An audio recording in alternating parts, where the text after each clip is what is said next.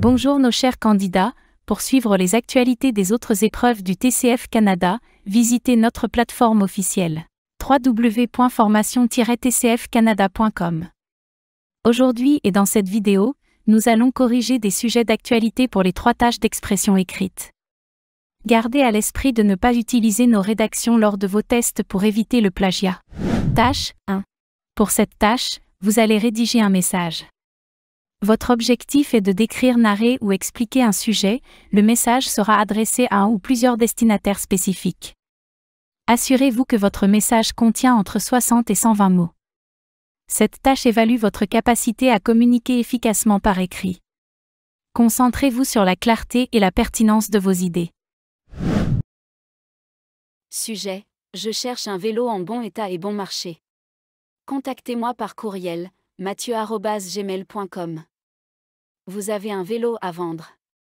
Vous écrivez un courriel pour décrire votre vélo et proposer un prix. Vous lui donnez un RDV pour essayer le vélo. Objet: vélo en bon état à vendre. Bonjour Mathieu.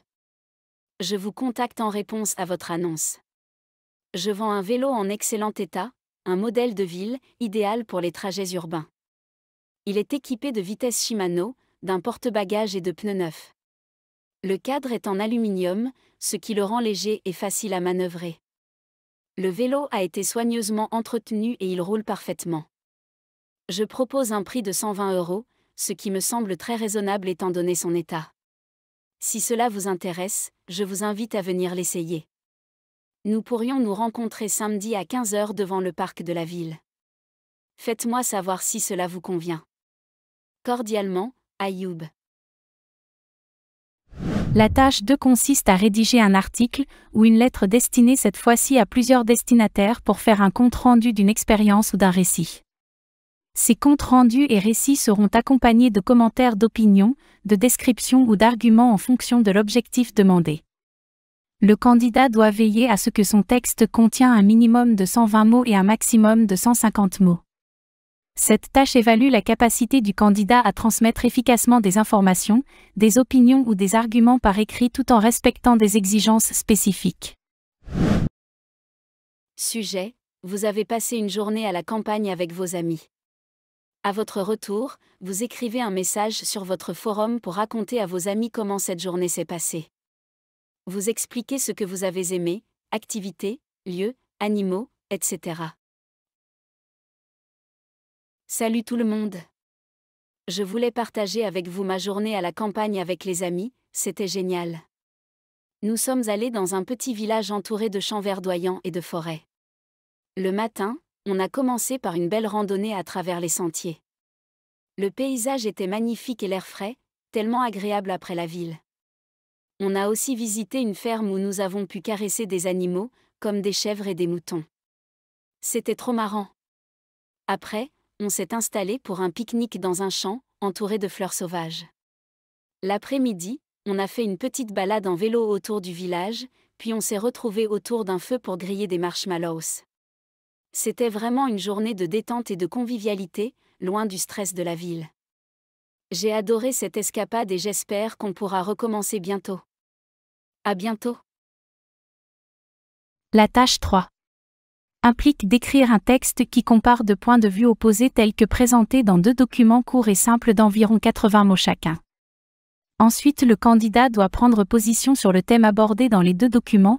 Le nombre de mots attendus est d'un minimum de 120 mots et un maximum de 180 mots. D'abord, on fournit de 2 documents présentant 2 opinions sur une réalité spécifique, puis on demande au candidat d'écrire un court article. Cet article devrait comporter une première partie de 40 à 60 mots résumant les points de vue présentés dans les 2 documents. Il devrait également inclure une deuxième partie de 80 à 120 mots maximum exprimant le propre point de vue du candidat sur le sujet discuté dans les 2 documents. Cette tâche évalue la capacité du candidat à analyser dans un premier temps et synthétiser des informations provenant de plusieurs sources, ainsi que sa capacité reformulée, et à exprimer efficacement son propre point de vue par écrit. Les sévérités des parents envers les enfants. Document 1. Je vais bientôt avoir 22 ans et j'habite toujours chez mes parents. Mon père et ma mère restent autoritaires avec moi, même si je suis majeure. Quand j'étais mineur, je n'avais pas le droit de dormir dehors, ni même de dépasser 21 heures lorsque je sortais avec des amis.